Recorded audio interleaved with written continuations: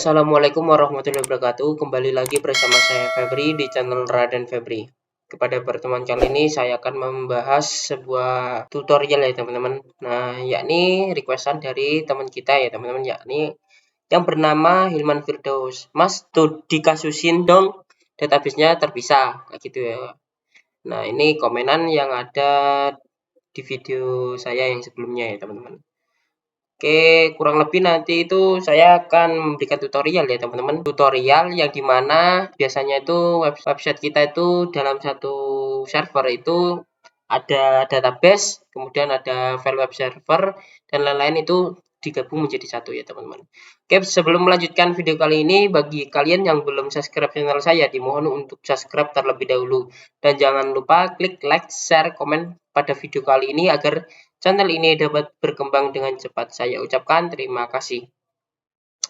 Nah, teman-teman, sebelum melanjutkannya ya teman-teman, di sini saya akan terangkan terlebih dahulu, kurang lebih analoginya seperti ini ya teman-teman. Kalau kita menggunakan satu server yang di dalamnya terdiri ada database, file website, dan web server. Nah, kurang lebih biasanya itu seperti ini ya teman-teman. Contohnya kita ambil contoh dari video saya sebelum-sebelumnya ini. Nah, saya kan install cPanel ya teman-teman di Business View ini secara gratis. Kemudian di dalam satu server itu ada database, kemudian ada web server, PHP, dan lain-lain kayak gitu ya teman-teman. Kurang lebih seperti itu. Ini ya teman-teman, analogi dari desain ini. Kemudian nanti itu bagaimana caranya kalau kita pisahkan ya teman-teman database itu sendiri ya teman-teman. Jadi yang ada di server A, misal ini database saja, kemudian yang di server B itu menggunakan website yang di server B itu ada web server, kemudian file websitenya itu sendiri ya teman-teman. Kurang lebih seperti ini, semisal nanti server A IP-nya sekian dan server B IP-nya sekian ya teman-teman. Nanti yang database ini saya menggunakan laptop saya yang satunya, dan ini saya remote ya teman-teman, menggunakan ini dari tools dari Google ya teman-teman untuk meremotnya. Dan ini IP server saya yang satunya ataupun laptop saya yang berjalan di VirtualBox, yakni menggunakan laptop satunya 192.168.0.103. Nah, nanti saya akan remote IP ini ya teman-teman, ataupun server ini, dan pada server ataupun laptop saya ini sendiri mendapatkan alamat IP config. Kita bisa lihat di sini. Oke, di sini ternyata sama ya teman-teman. Mungkin kita bisa disconnect terlebih dahulu ataupun connect juga ya, karena saya ini tadi kan dalam satu jaringan ini ya teman-teman. Oke teman-teman, di sini saya sudah merubahnya ya teman-teman. Pada server yang ini untuk database itu menggunakan alamat IP ini ya teman-teman. Dan untuk laptop saya sendiri ini IP config. Nah, ini sudah mendapatkan 192.168.0.200 ya teman-teman. Jadi nanti itu kita coba ping terlebih dahulu dah. Ping 192.168.106. Seharusnya bisa ya teman-teman. Karena kita sudah terhubung dengan SSH, menggunakan SSH maksudnya ya teman-teman, ke server satunya, yakni laptop saya itu sendiri. Nah, kita bisa lihat ya teman-teman. Nah, di sini saya jalankan menggunakan VirtualBox pada laptop satu ini ya teman-teman. Oke, mungkin langsung lanjut saja ya teman-teman. Nah, kurang lebih seperti ini. Nanti bagaimana caranya kita menghubungkan antara ini web server dan file web server website kita itu ke database ini ya teman-teman. Jadi kita itu analoginya itu beda server kayak gitu teman-teman. Langsung saja kita coba ya teman-teman. Kita masuk dulu sudo su, dan ini untuk konfigurasinya ya teman-teman. Nah, ini konfigurasi jaringannya. Di sini saya sudah buat semua. Kalian bisa screenshot ya teman-teman, karena biar tidak kelamaan ya teman-teman. Nah, kita langsung saja ya. Ini kita bisa jalankan terlebih dahulu, kita bisa update pt get update terlebih dahulu ya teman-teman. Oke, untuk memperbarui repositori-repositori yang ada juga. Oke, nanti kita itu menjalankan ini ya teman-teman. Kita akan coba API website kita ya teman-teman. Ini yang ada di laptop kita. Coba nanti itu kita akan migrate ya teman-teman. Ini. Nah, di sini sudah selesai. Kemudian kita akan install MySQL Server. Dan di sini sudah selesai ya teman-teman. Karena saya sebelumnya sudah install pada laptop ini ya teman-teman. Cuman masih belum saya konfigurasi. Oke, langsung saja di sini kita akan coba buka perintahnya lagi. Kita akan jalankan ini. Kita akan jalankan servisnya. Sistem CTL status MySQL. Nah, dia sudah berjalan ya teman-teman. Kemudian kita akan konfigurasi. Kita bisa masuk ya teman-teman pada directory ini etc mysql mysql.conf.d kemudian mysql d.cnf. Nah, pada bagian sini kita kan ya teman-teman, pada tutorial saya itu di sini pada bagian bin kita ganti.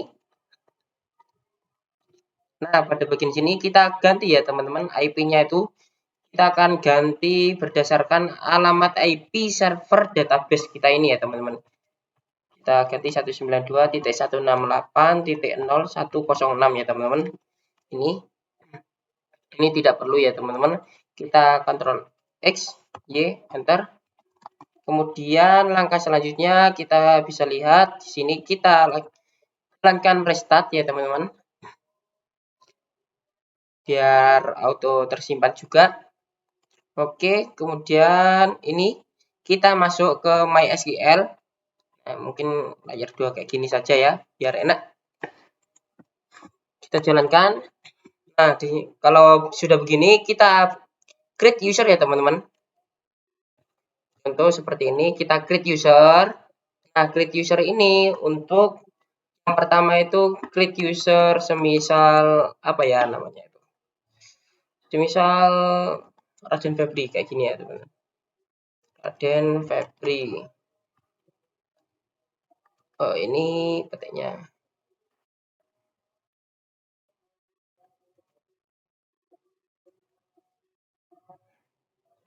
Kemudian alamat IP-nya 92.168.0.200 ya teman-teman. Kita arahkan ke alamat IP web server kita ataupun laptop kita yang gunakan ini ya teman-teman.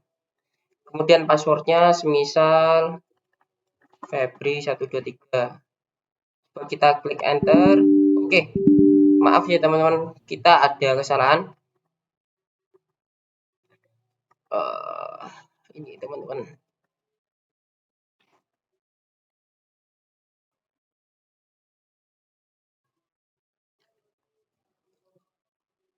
Bentar teman-teman. Seharusnya petiknya perlu dihilangkan ya teman-teman. Ini. Kemudian alamat IP-nya 192.168.0.200 jangan lupa.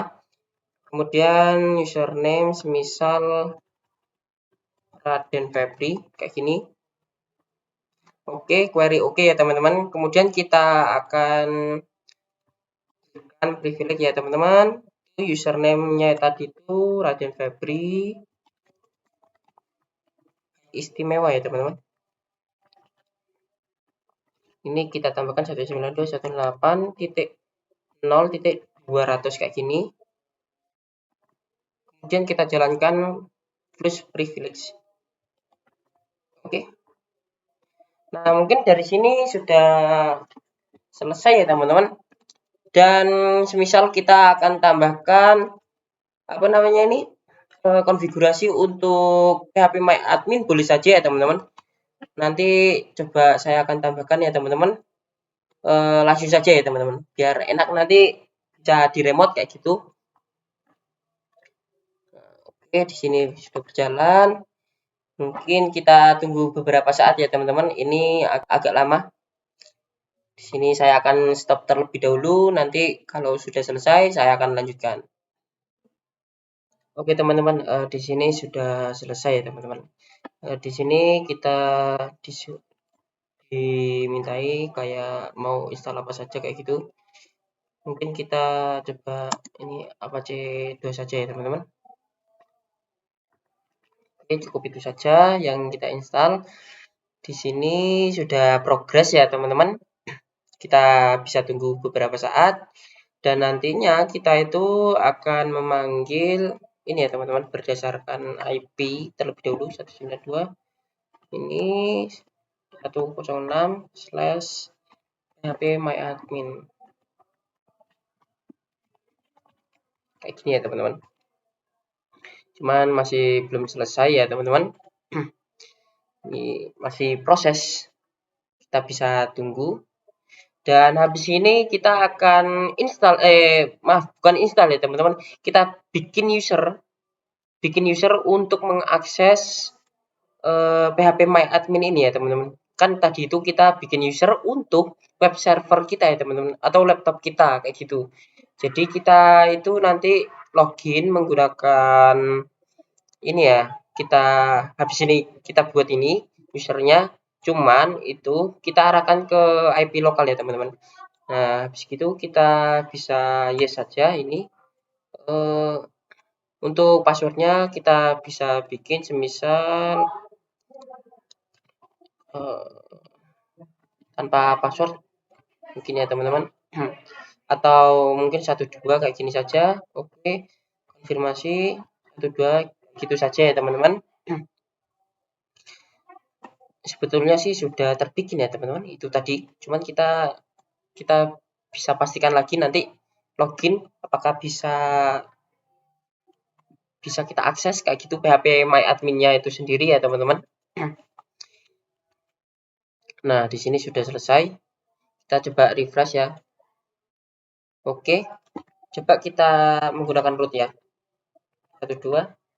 Nah, di sini masih belum bisa ya teman-teman. Coba kita bikin baru saja ya teman-teman. Di sini bikin baru kayak gini ya teman-teman. Untuk passwordnya itu kita bikin sama saja ya teman-teman. Febri 123 kayak gini ya teman-teman. Kemudian untuk localhost ini kita bisa tambahkan IP localhost 127.0.0.1 ya teman-teman. Kemudian untuk usernya kita bikin Febri saja kayak gini. Oke. Di sini masih ada kesalahan. Kenapa? Paste lagi. Shopnya 12. Ini localhost.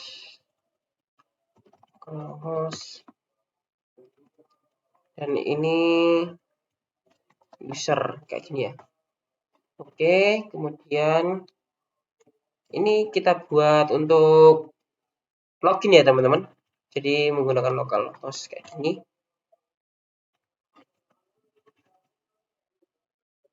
Kemudian ini user. Oke. Plus oke.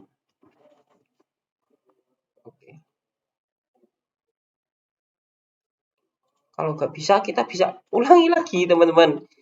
Kayak gitu teman-teman. Nah, kebetulan di sini sudah bisa ya teman-teman. Penyimpanan konfigurasi belum ditata secara lengkap. Oke. Kita bisa lihat di sini teman-teman karena tadi itu ada kesalahan. Nah, ini ternyata phpMyAdmin sudah ada ya teman-teman usernya. Kemudian di sini Febri sudah ada juga. Kita bisa hapus ya teman-teman. Hapus kayak gini saja. Kemudian kita coba kirim hapus. Oke. Kita coba reload. Nah, oke ya teman-teman di sini kata sandinya tidak ada ternyata teman-teman root. Seharusnya kita itu tadi bisa ya teman-teman. Ini lupa ya teman-teman mengenai ini. Kemudian nanti kita itu menggunakan ini ya teman-teman. Menggunakan yang ini. Sebelumnya kita akan bikin terlebih dahulu di sini ya teman-teman. Coba kita akan keluar terlebih dahulu. Menggunakan root apakah bisa ya teman-teman? Root. Oh kan? No allowed password. Ya, user saja lah. PHP my admin. Bisa? Oh, bisa. Kemudian user saja lah. Oke. Ini mengenai user pengguna ya teman-teman. Kalian bisa atur sendiri ya teman-teman di sini. PHP my admin ini. Padahal saya sudah hapus tadi itu teman-teman. Coba kita kirimkan lagi. Push oke. Yes. Kita bisa reload. Nah, sudah hilang ya teman-teman. Untuk root coba kita apa ya? Yes, mungkin langsung saja kita coba bikin. Ini nama projectnya. Database-nya kita bikin Holywangi. Kayak gini. Nah, di sini sudah terbuat ya teman-teman. Kemudian ini alamat database-nya kita arahkan ke sini ke alamat IP server yang buat database. Kemudian username-nya kita bisa pakai yang ini ya teman-teman. Yang ini tadi Raden Febri ya teman-teman. Raden Febri. Kita bikin di sini username Raden Febri. Kemudian passwordnya tadi kayaknya 123 kayak gini ya teman-teman. Coba saja di sini coba saya migrate PHP bukan PHP artisan migrate. Apakah bisa? Kalau dia kekirim berarti dia sudah bisa ya teman-teman. Kita tunggu saja. Nah, oke teman-teman. Di sini masih ada kesalahan ya teman-teman. Kita bisa lihat di sini ya. Root Raden Febri ini ya teman-teman. Connecting ini nama pemiliknya, nama pengguna Raden Febri. Oke. Coba kita pakai yang Febri ya teman-teman. Saya kok lupa ya teman-teman. Mohon maaf.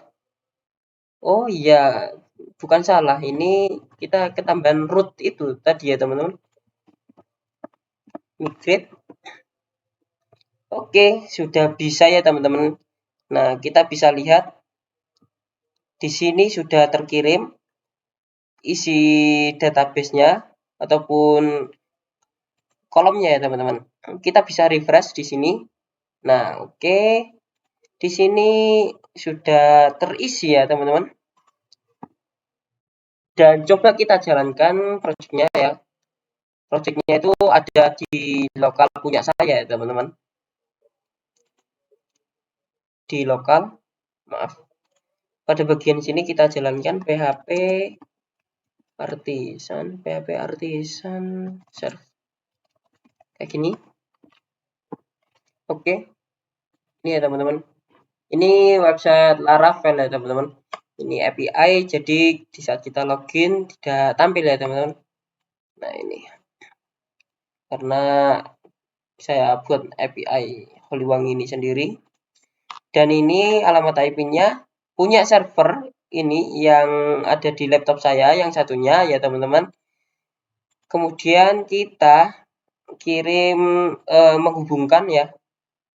Mengenai penghubungan tadi itu maaf kalau agak lama karena kesalahan dari konfigurasi akun pengguna ini saja ya teman-teman. Kayak gini teman-teman. Seharusnya tadi itu sudah selesai menggunakan cara yang ini ya teman-teman. Cukup yang ini. Ini create user Raden Febri semisal kayak gini ya teman-teman. Add localhost. Ternyata bukan alamat IP. Kita bisa bikin localhost saja sudah cukup kayak gitu. Dan kita identifikasikan juga untuk passwordnya itu sendiri. Dan kita langsung berikan privilege kepada user ini yang terhubung dengan localhost ya teman-teman. Kayak gitu. Kita bisa lihat di sini ya teman-teman. Banyak user yang sudah saya buat sebelumnya. Kita bisa hapus saja apabila itu tidak bisa ya teman-teman. Dan di sini seharusnya login menggunakan Raden Febri bisa juga kayaknya ya. Oke. Oke, mungkin sekian itu saja ya teman-teman mengenai ini ya teman-teman, menghubungkan antara web server ataupun file website yang ada di server B menuju ke server A, yakni database ini ya teman-teman, isinya kayak gitu. Oke, apabila ada kesalahan kata mohon dimaafkan. Saya akhiri. Wassalamualaikum warahmatullahi wabarakatuh.